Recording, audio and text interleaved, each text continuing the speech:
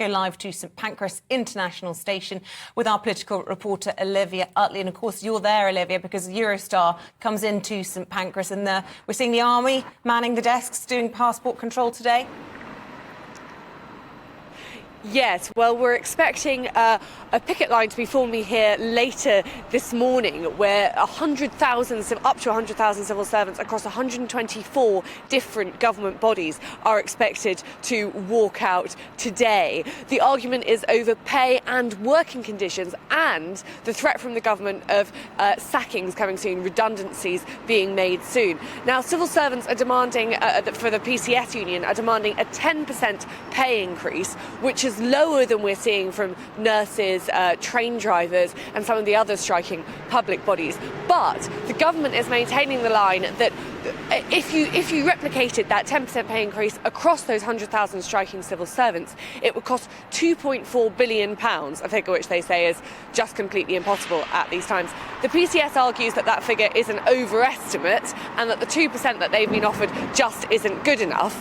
And in the meantime, we're seeing, as you say, Isabel, the army having to stand in and government departments being told that they will have to fork out up to £4,000 per week per soldier covering the shifts which are not being done by these 100,000 civil servants. We are also expecting to see another wave of strikes from fast-stream civil servants who are part of the FDA union, who are being balloted next week, and it's looking very much as though they're going to reach a threshold too. So it really does feel this morning as though the administration of the country is really grinding to a halt.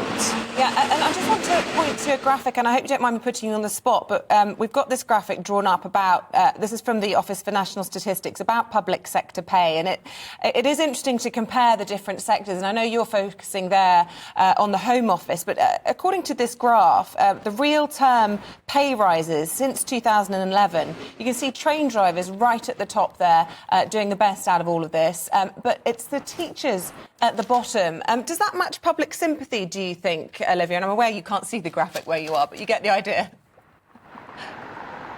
Yes, definitely. We are seeing huge public support for the teachers. It was hoped that, from the government's perspective, that parents who are sick and tired of the school closures during lockdown would sympathise with them and would want to take a hard line against the teachers.